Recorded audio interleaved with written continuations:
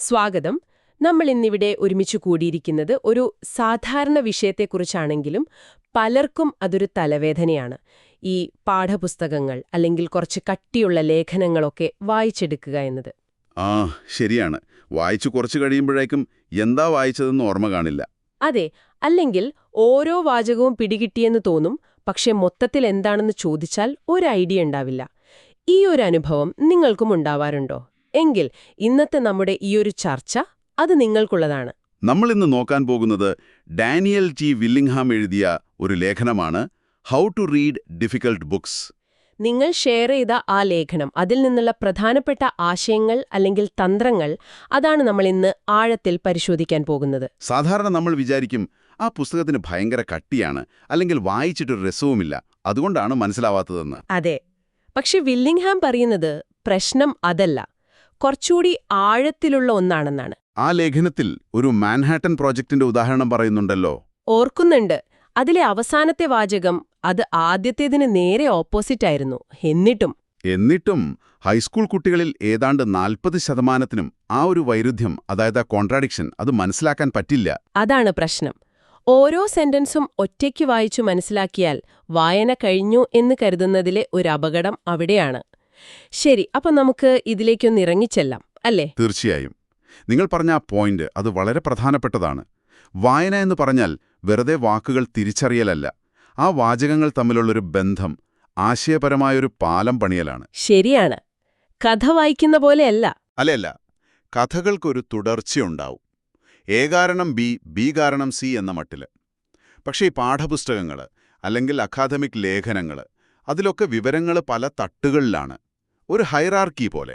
ഓഹോ. ചിലപ്പോ കുറേ പേജുകൾക്ക് മുൻപ് വായിച്ച ഒരു കാര്യവുമായിട്ടാവും ഇപ്പോൾ വായിക്കുന്നതിനെ ബന്ധിപ്പിക്കേണ്ടി വരിക. ആ ലേഖനത്തിൽ തന്നെ ഒരു ഉദാഹരണം പറയുന്നുണ്ട്, മാക്സിം കൈവീശി. ഓർക്കുന്നു. അത് പിസ്സ കടയിൽ വെച്ചാണെങ്കിൽ ഒരു ഹായ് പറയുന്നതാവാം, പക്ഷേ മുങ്ങുന്ന ബോട്ടിൽ നിന്നാണെങ്കിലോ? അത് രക്ഷിക്കാനുള്ള അഭ്യർത്ഥനയാണ്. അതെ, അപ്പോൾ സന്ദർഭത്തിനനുസരിച്ച് അർത്ഥം മാറി. ഈ ബന്ധങ്ങൾ നമ്മൾ കണ്ടെത്തണം. വെറുതെ ഓരോ വാചകവും വായിച്ചു പോയാൽ പോരാ. അതുകൊണ്ടാണ് ഇത്തരം പുസ്തകങ്ങൾ വായിക്കാൻ ഒരു പ്രത്യേക രീതി, ഒരു സ്ട്രാറ്റജി വേണ്ടിവരുന്നത്. ശരിയാണ്. അപ്പോ നമ്മൾ സാധാരണ ചെയ്യുന്ന ഒരു കാര്യത്തിൽ നിന്ന് തുടങ്ങാം. ഞാനും പണ്ട് കോളേജിലൊക്കെ പഠിക്കുമ്പോൾ ചെയ്തിട്ടുണ്ട്. വായിക്കുക, ഒരു ഹൈലൈറ്റർ എടുക്കുക, പ്രധാനമെന്ന് തോന്നുന്നതൊക്കെ വരച്ചങ്ങ് പോവുക. അത് മിക്കവരും ചെയ്യുന്നതാണ്. എന്നിട്ട് വിചാരിക്കും, ഓക്കേ, ഇത് പിന്നീട് നോക്കുമ്പോൾ ഓർമ്മ വരും, ഇതൊരു സ്റ്റഡി ഗൈഡ് പോലെ ഉപയോഗിക്കാമെന്നൊക്കെ. എന്നാൽ വില്ലിംഗ്ഹാം ഇതിനെ ഒരു ടെറിബിൾ പ്ലാൻ എന്നാണ് വിളിക്കുന്നത്. കേൾക്കുമ്പോൾ ഒരു അതിശയം തോന്നുമല്ലേ? ആണ്, കാരണം നമ്മളെല്ലാം അത് ചെയ്യുന്നതാണല്ലോ. എന്തുകൊണ്ടാണ് അതൊരു മോശം പ്ലാൻ ആകുന്നത്? അതിന് ഒന്നിലധികം കാരണങ്ങളുണ്ട്. ഒന്നാമത്തെ കാര്യം, നമ്മൾ നേരത്തെ പറഞ്ഞ ആശയങ്ങൾ തമ്മിൽ ബന്ധിപ്പിക്കുക എന്ന പ്രശ്നം. ഹൈലൈറ്റ് ചെയ്യുന്നത് കൊണ്ട് മാത്രം അത് നടക്കില്ല. ഒരു വാചകം നിങ്ങൾ ഹൈലൈറ്റ് ചെയ്തു, ഓക്കെ, ഓർമ്മിക്കാൻ ചിലപ്പോൾ അത് സഹായിക്കും. പക്ഷേ അത് മറ്റ് ആശയങ്ങളുമായി എങ്ങനെ ബന്ധപ്പെടുന്നു? ശരിയാണ്, അത് ഹൈലൈറ്റർ പറയില്ല. ഇല്ല. രണ്ടാമത്തെ പ്രശ്നം, നിങ്ങൾക്ക് ആ വിഷയം ശരിക്കും മനസ്സിലായിട്ടില്ലെങ്കിൽ.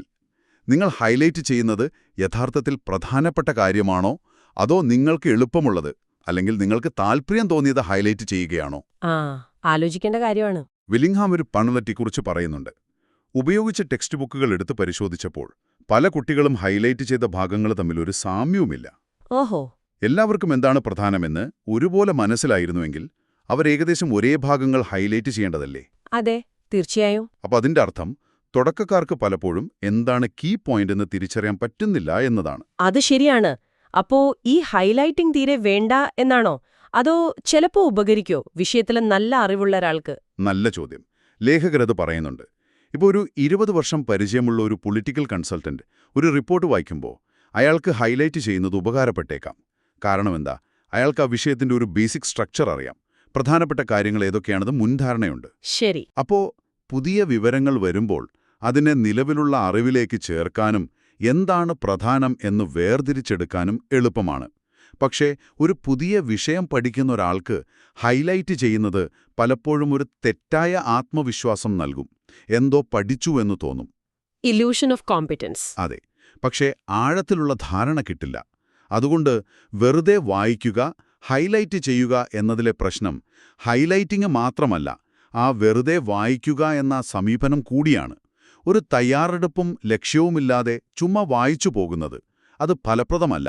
ഓ ഓക്കെ, അപ്പോൾ അത് ക്ലിയറായി. വെറുതെ വായിക്കുന്നതും ഹൈലൈറ്റ് ചെയ്യുന്നതും പോരാ. അപ്പോൾ പിന്നെ എന്താണ് വഴി? എങ്ങനെയാണ് ഈ കഠിനമായ വായനയെ നമുക്ക് കൂടുതൽ എഫക്റ്റീവ് ആക്കാൻ പറ്റുക? വെറുതെ ശ്രദ്ധിച്ചു വായിക്കാമെന്ന് വിചാരിച്ചാൽ മതിയോ? പോരാ. കാരണം ശ്രദ്ധ പെട്ടെന്ന് പോകും. അവിടെയാണ് ചില ചിട്ടയായ സ്ട്രക്ചേർഡ് ആയ വായനാ തന്ത്രങ്ങളുടെ പ്രാധാന്യം. അതിലേറ്റവും പ്രശസ്തമായ ഒന്നാണ് SQ3R രീതി. SQ3R കേട്ടിട്ടുണ്ട്. ഇത് 1940കളിൽ തന്നെയുള്ളതാണ്. ഫ്രാൻസിസ് റോബിൻസൺ എന്ന ആളാണ് ഇത് കൊണ്ടുവന്നത്. SQ3R എന്നത് 5 സ്റ്റെപ്പുകളാണ്. 5 സ്റ്റെപ്പുകൾ. ഓക്കെ. S, Q, പിന്നെ 3 R. അതായത് S for survey, Q for question, പിന്നെ റീഡ്, റിസൈറ്റ്, റിവ്യൂ. ഈ 3 ആറുകൾ. Okay. Survey, question, read, recite, review. എന്താണ് ഓരോന്നും? ഒന്നാമത്തേത് സർവേ, പരിശോധിക്കുക. അതായത് വായിക്കാൻ തുടങ്ങുന്നതിനു മുൻപ് ആ ചാപ്റ്റർ മൊത്തത്തിൽ ഒന്ന് ഓടിച്ചു നോക്കുക. തലക്കെട്ടുകൾ, ഉപതലക്കെട്ടുകൾ, ആമുഖം, അവസാന ഭാഗം, ചിത്രങ്ങൾ, ടേബിളുകൾ ഇതൊക്കെ ഒന്ന് സ്കാൻ ചെയ്യുക. എന്തിനാണത്? അത് ആ ചാപ്റ്ററിന്റെ ഒരു ഏകദേശ രൂപം മനസ്സിൽ കിട്ടാനാണ്. ഒരു ഫ്രെയിംവർക്ക് ഉണ്ടാക്കാൻ. എന്താണിതിൽ പറയാൻ പോകുന്നത് എന്നൊരു ഐഡിയ കിട്ടും. ഓക്കെ, മനസ്സിലായി. രണ്ടാമത്തേത് ക്വസ്റ്റ്യൻ. അതെ, ക്വസ്റ്റ്യൻ, ചോദ്യം ചോദിക്കുക.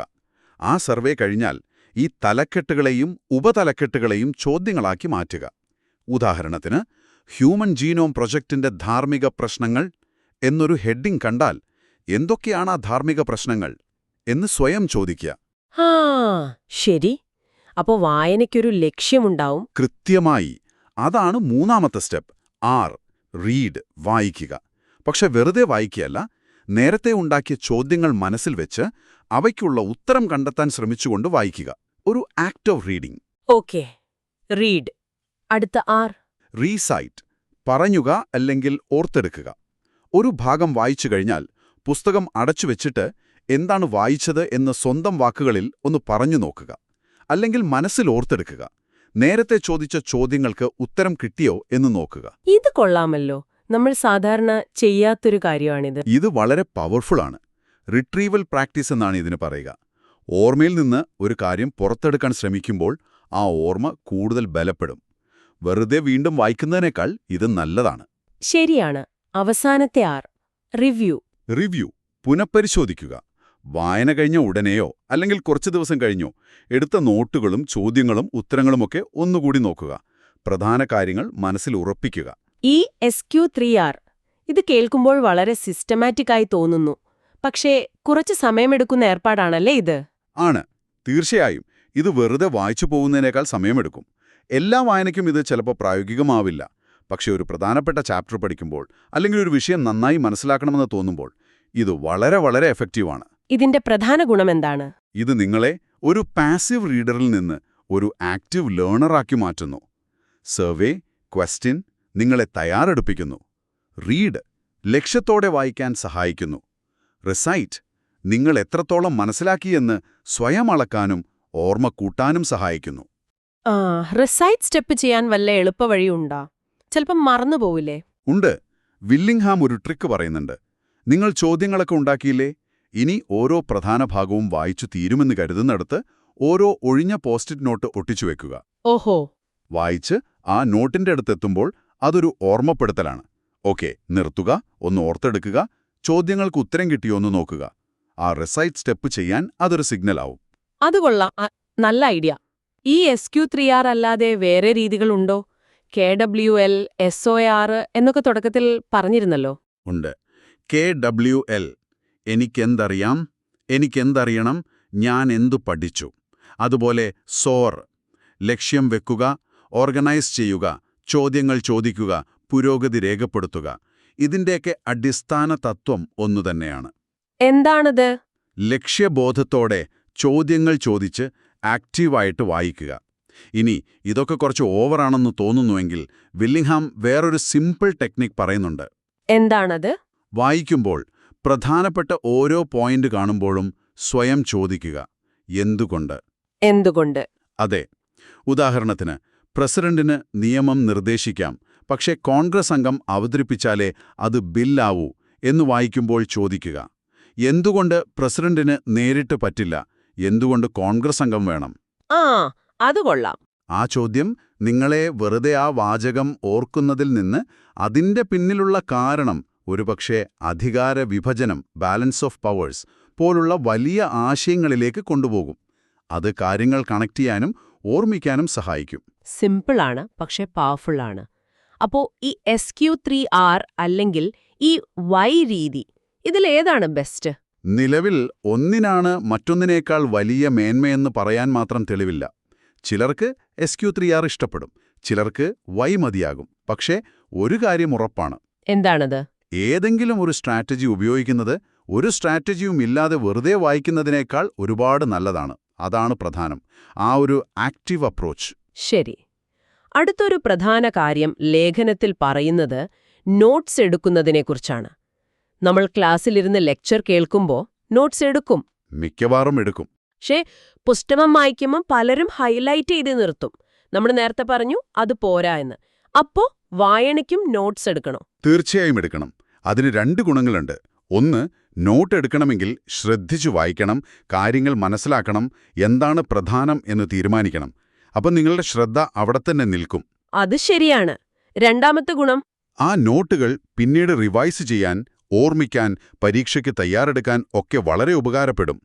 വെറുതെ പുസ്തകം മുഴുവൻ വീണ്ടും മറിച്ചു നോക്കുന്നതിനേക്കാൾ എളുപ്പമാണ് നല്ല നോട്ടുകൾ നോക്കുന്നത്. എങ്ങനെയാണ് നല്ല നോട്ട്സ് എടുക്കുക? അതിനും വല്ല തന്ത്രവുമുണ്ടോ? ഉണ്ട്. നോട്ട്സ് എടുക്കാനും ഒരു തയ്യാറെടുപ്പ് വേണം. വായിക്കാൻ തുടങ്ങും മുൻപ് ചില ചോദ്യങ്ങൾ ഉണ്ടാക്കുക. SQ3Rലെ പോലെ. അല്ലെങ്കിൽ പുസ്തകത്തിന്റെ തുടക്കത്തിലുള്ള ചോദ്യങ്ങൾ, അല്ലെങ്കിൽ ടീച്ചർ തന്ന ഗൈഡ് ലൈൻസ് നോക്കുക. ആ ചോദ്യങ്ങൾ നോട്ട്ബുക്കിൽ എഴുതാം. എന്നിട്ടോ? ഓരോ ഭാഗം വായിച്ചു കഴിഞ്ഞാൽ അതിന്റെ സമ്മറി, അതായത് സംഗ്രഹം, നിങ്ങളുടെ സ്വന്തം വാക്കുകളിൽ എഴുതുക. സ്വന്തം വാക്കുകളിൽ അത് പ്രധാനമാണോ? വളരെ പ്രധാനം. പുസ്തകത്തിലെ വാചകം അതേപടി കോപ്പി പേസ്റ്റ് ചെയ്യുന്നതിൽ വലിയ കാര്യമില്ല. നിങ്ങൾ സ്വന്തം വാക്കിൽ എഴുതുമ്പോൾ ആ ആശയം നിങ്ങളുടെ തലച്ചോറിലൂടെ കടന്നുപോകുന്നു. നിങ്ങൾ അതിനെ പ്രോസസ്സ് ചെയ്യുന്നു. ഓക്കെ. സംഗ്രഹം മാത്രം മതിയോ? പോരാ. ആ സംഗ്രഹത്തോടൊപ്പം ഈ ഭാഗം നിങ്ങളുടെ ആദ്യത്തെ ചോദ്യങ്ങൾക്ക് എങ്ങനെ ഉത്തരം തന്നു, ഇത് വലിയ വിഷയവുമായി എങ്ങനെ ബന്ധപ്പെടുന്നു, ഇതിന്റെ പ്രാധാന്യം എന്താണ്, പുതിയ വാക്കുകൾ വല്ലതുമുണ്ടോ, ഇതൊക്കെ കുറിച്ചുവയ്ക്കാം. ചിലപ്പോൾ കൃത്യമായ ഡെഫിനിഷനോ മറ്റോ അതേപടി എഴുതേണ്ടി വരില്ലേ? വരും, തീർച്ചയായും. കൃത്യമായ നിർവചനങ്ങൾ, ഫോർമുലകൾ, പ്രധാനപ്പെട്ട ഉദ്ധരണികൾ ഒക്കെ അതേപടി എഴുതാം. പക്ഷെ ഭൂരിഭാഗവും സ്വന്തം വാക്കുകളിലാവണം. പിന്നെ പരീക്ഷ എങ്ങനെയായിരിക്കുമെന്ന് ആലോചിക്കുന്നതും നല്ലതാണ്. അതെങ്ങനെ നോട്ട്സിനെ ബാധിക്കും? മൾട്ടിപ്പിൾ ചോയ്സ് ആണെങ്കിൽ വസ്തുതകള്, ഡെഫിനിഷൻസൊക്കെ പ്രധാനമാവും. എസ്സേ ടൈപ്പ് ആണെങ്കിൽ ആശയങ്ങൾ തമ്മിലുള്ള ബന്ധം, പല വാദങ്ങൾ, അതിൻ്റെയൊക്കെ വിശകലനം, അതിനായിരിക്കും പ്രാധാന്യം. അതനുസരിച്ച് നോട്ട്സിൽ ഊന്നൽ കൊടുക്കാം. നോട്ട്സ് എടുത്ത ശേഷം അത് വെറുതെ വെച്ചാ മതിയോ? പോരാ, ഇടയ്ക്കൊന്ന് നോക്കണം. ചോദ്യങ്ങൾക്കെല്ലാം ഉത്തരം കിട്ടിയോ? കുറച്ചുനാൾ കഴിഞ്ഞ് നോക്കിയാൽ ഇത് വായിച്ച് കാര്യം മനസ്സിലാവുമോ? ക്ലാസ്സിലെ ലെക്ചറും ഈ വായനയും തമ്മിൽ വല്ല ബന്ധവുമുണ്ടോ? അതൊക്കെ ചിന്തിക്കണം. ഓക്കെ. ഈ പറഞ്ഞ തന്ത്രങ്ങൾ, SQ3R, എന്തുകൊണ്ട് ചോദ്യങ്ങള്, നോട്ട്സ് എടുക്കൽ, ഇതൊക്കെ നല്ലതാണ്. പക്ഷേ ഇതിനൊക്കെ സമയം വേണ്ടേ? അതാണ് അടുത്ത പ്രശ്നം. അതെ, ലേഖകൻ അതും പറയുന്നുണ്ട്. കട്ടിയുള്ള വിഷയങ്ങൾ വായിക്കാൻ സമയമെടുക്കും, പ്രത്യേകിച്ച് വലിയ ഇൻട്രസ്റ്റ് ഇല്ലാത്ത രീതിയിൽ എഴുതിയതാണെങ്കിൽ. നമ്മുടെ തിരക്കിനിടയിൽ വായന പലപ്പോഴും നാളത്തേക്ക് മാറ്റിവെക്കും. കാരണം വായിച്ചില്ലെങ്കിൽ അപ്പത്തന്നെ ഒരു പ്രശ്നം ഉണ്ടാവുന്നില്ലല്ലോ. ശരിയാണ്. ആ സമയം കണ്ടെത്തുക എന്നത് പ്രധാനമാണ്. അതോടൊപ്പം സമയം ലാഭിക്കാമെന്ന് കരുതി ചില കുറുക്കുവഴികൾ നോക്കുന്നതിലെ അപകടവും വില്ലിംഗ്ഹാം പറയുന്നുണ്ട്. കുറുക്കുവഴികളോ? എന്തുപോലെ? ഒന്ന്, സ്പീഡ് റീഡിംഗ്. കേട്ടിട്ടുണ്ട്. വേഗത്തിൽ വായിക്കാൻ പഠിപ്പിക്കുന്ന കോഴ്സുകള്. അതെ, പക്ഷെ ശാസ്ത്രീയമായി നോക്കുമ്പോൾ ഈ സ്പീഡ് റീഡിംഗ് എന്ന് പറയുന്നത് ശരിക്കും സ്കിമ്മിംഗ് ആണ്, അതായത് ഓടിച്ചു നോക്കൽ. ഓക്കെ. കണ്ണുകൾ വേഗത്തിൽ ഓടിക്കാമെങ്കിലും നമ്മുടെ തലച്ചോറിന് അത്ര വേഗത്തിൽ വിവരങ്ങൾ ഗ്രഹിക്കാനും കണക്ട് ചെയ്യാനും പറ്റില്ല. പുതിയതും കട്ടിയുള്ളതുമായ വിഷയങ്ങൾ ഇങ്ങനെ സ്പീഡ് റീഡ് ചെയ്താൽ ഒന്നും മനസ്സിലാവില്ല എന്നാണ് പഠനങ്ങൾ പറയുന്നത്. അപ്പോ സ്പീഡ് റീഡിംഗ് ഒരു പരിഹാരമല്ല. വേറെ കുറുക്കുവഴിയുണ്ടോ? രണ്ടാമത്തേത്, പുസ്തകത്തിന്റെ കൂടെയുള്ള സ്റ്റഡി ഗൈഡുകൾ, സംഗ്രഹം, പ്രധാന പോയിന്റുകൾ, ചോദ്യോത്തരങ്ങൾ, ഇവയെ മാത്രം ആശ്രയിക്കുന്നത്. അത് നല്ലതല്ലേ? അത് സഹായകമാണ്. പക്ഷേ ചില ഗവേഷകർ, റീഗൺ ഗുരുങ്, ഡേവിഡ് ഡാനിയേലൊക്കെ പറയുന്നത് പല കുട്ടികളും ഈ ഗൈഡുകളെ ഉപയോഗിക്കുന്നത് വായന എളുപ്പമാക്കാനല്ല, വായന ഒഴിവാക്കാൻ വേണ്ടിയാണ്. ഓ, സംഗ്രഹം വായിച്ചാൽ പുസ്തകം വായിക്കേണ്ടല്ലോ എന്ന് കരുതും. അതെ, അപ്പോൾ ആ ഗൈഡിന്റെ ഉദ്ദേശം തന്നെ നടക്കാതെ പോകുന്നു. പ്രധാനപ്പെട്ട വായന ഒഴിവാക്കുന്നത് നല്ലതല്ല. അപ്പോ സമയം കണ്ടെത്തണം. എത്ര സമയം വേണം? കോളേജിലൊക്കെ 1 മണിക്കൂർ ക്ലാസ്സിന് 3 മണിക്കൂർ പഠനം എന്നൊക്കെ പറയാറുണ്ടല്ലോ. 1.3 റേഷ്യോ ഒരു പൊതുവായ കണക്കാണ്. ചിലപ്പോൾ കൂടും കുറയും. പക്ഷെ അതിലെ മെസ്സേജ് ഇതാണ്: കാര്യമായി വായിക്കാനും പഠിക്കാനും നല്ല രീതിയിൽ സമയം വേണം. വെറുതെ നടക്കില്ല. ശരിയാണോ? നമ്മൾ സ്കൂളിലൊക്കെ പഠിക്കുമ്പോൾ ടീച്ചർമാർക്കൊരു ഉത്തരവാദിത്വമുണ്ട്. പക്ഷെ ഹയർ സ്റ്റഡീസിലേക്ക് പോകുമ്പോൾ പഠനത്തിന്റെ ഉത്തരവാദിത്വം നമ്മളിലേക്ക് വരും. എങ്ങനെ പഠിക്കണം, സമയം എങ്ങനെ കണ്ടെത്തണം, ശ്രദ്ധ എങ്ങനെ പിടിച്ചു നിർത്തണം, എങ്ങനെ ഓർമ്മിക്കണം, എങ്ങനെ പരീക്ഷ എഴുതണം, ഇതൊക്കെ നമ്മൾ തന്നെ പഠിച്ചെടുക്കണം. Self regulated learning skills. അതെ, പലരും സ്വന്തമായി ചില വഴികൾ കണ്ടുപിടിക്കും. പക്ഷെ അതെപ്പോഴും ശരിയാവണമെന്നില്ല. അതുകൊണ്ടാണ് വില്ലിംഗ്ഹാമിന്റെ ഈ നിർദ്ദേശങ്ങൾ പ്രയോജനപ്പെടുന്നത്. നമ്മുടെ തലച്ചോറിനെ പഠനത്തിന് എങ്ങനെ ഉപയോഗിക്കാമെന്നതിനുള്ള ഒരു യൂസേഴ്സ് മാനുവൽ പോലെയാണിത്. വളരെ ശരിയാണ്. അപ്പോ ഇന്നത്തെ ഈ ചർച്ചയിൽ നിന്ന് നമ്മൾ ഓർത്തിരിക്കേണ്ട പ്രധാന കാര്യങ്ങൾ എന്തൊക്കെയാണ്? 1, വെറുതെ വായിച്ച് ഹൈലൈറ്റ് ചെയ്യുന്ന രീതി അത്ര ഫലപ്രദമല്ല. അല്ല, പകരം വായനയ്ക്ക് മുൻപ് ലക്ഷ്യം വെക്കണം, ചോദ്യങ്ങൾ ചോദിക്കണം. SQ3R പോലുള്ള ഒരു രീതി ഉപയോഗിക്കാം. അല്ലെങ്കിൽ ആ ലളിതമായ എന്തുകൊണ്ട് എന്ന് ചോദിക്കുന്ന രീതി പിന്തുടരാം. അതെ, പിന്നെ വായിക്കുമ്പോൾ സ്വന്തം വാക്കുകളിൽ നോട്ട്സ് എടുക്കണം. സ്പീഡ് റീഡിംഗ് പോലുള്ള കുറുക്കുവഴികൾ ഒഴിവാക്കണം. വായനയ്ക്ക് ആവശ്യമായ സമയം കണ്ടെത്തണം. ക്ഷമയോടെ അതിനെ സമീപിക്കണം. ഈ തന്ത്രങ്ങളൊക്കെ ഒന്ന് ശീലമാക്കിയാൽ നിങ്ങൾക്ക്, അതായത് പഠിക്കാൻ ആഗ്രഹിക്കുന്ന നിങ്ങൾക്ക്, ഏത് കട്ടിയുള്ള വിഷയത്തെയും പേടിയില്ലാതെ നേരിടാൻ പറ്റും. വായന ഒരു ഭാരമല്ലാതായി മാറും, അല്ലേ? അതെ, അതൊരു കണ്ടെത്തലിന്റെ, അറിവ് നേടുന്നതിന്റെ സന്തോഷമുള്ളൊരു പ്രക്രിയയായി മാറും. ഇത് പഠനത്തിൽ മാത്രമല്ല, പിന്നീട് ജോലിയിലും ജീവിതത്തിലും പുതിയ കാര്യങ്ങൾ പഠിക്കാൻ ഈ കഴിവ് ഉപകാരപ്പെടും. തീർച്ചയായും. അപ്പോ ഈ ചർച്ച ഇവിടെ അവസാനിപ്പിക്കുമ്പോൾ കേൾക്കുന്ന നിങ്ങൾക്കായി ഒരു അവസാന ചിന്ത കൂടി. നമ്മൾ ഈ പറഞ്ഞ വായനാ തന്ത്രങ്ങളെക്കുറിച്ചൊക്കെ സംസാരിച്ചു. ഇനി ഒരു സ്റ്റെപ്പ് കൂടി കടന്ന് ചിന്തിച്ചാലോ? ഓക്കെ. നിങ്ങളുടെ ടീച്ചർമാർ ഒരു റീഡിംഗ് അസൈൻമെന്റ് തരുമ്പോൾ അവരെന്താണ് നിങ്ങളിൽ നിന്ന് പ്രതീക്ഷിക്കുന്നത്? വെറുതെ ഫാക്ട്സ് ഓർത്തിരിക്കാനാണോ? അതോ ആശയങ്ങൾ കണക്റ്റ് ചെയ്ത് സ്വന്തമായി ഒരു അഭിപ്രായം പറയാനാണോ? ക്ലാസ്സിലെ ചർച്ചയിലോ പരീക്ഷയിലോ അവർ എന്തിനാണ് മാർക്കിടുന്നത്? നല്ല പോയിന്റ്. ഒരുപക്ഷെ നിങ്ങളുടെ ടീച്ചറുടെ ആ ഒരു ലക്ഷ്യം കൂടി മനസ്സിലാക്കാൻ ശ്രമിച്ചാൽ നിങ്ങൾക്ക് നിങ്ങളുടെ വായനാ രീതി, അത് SQ3R നോട്ട്സ് എടുക്കലോ എന്തുമാകട്ടെ, അതിനെ കുറച്ചുകൂടി ഫോക്കസ്ഡ് ആക്കാൻ പറ്റില്ലേ? നിങ്ങളുടെ വായനാ തന്ത്രത്തിന്റെ ഒരു ഭാഗമായി ടീച്ചറുടെ എക്സ്പെക്ടേഷനെയും കാണാൻ കഴിയുമോ? ഇതൊന്ന് ആലോചിച്ച് നോക്കാവുന്നതാണ്.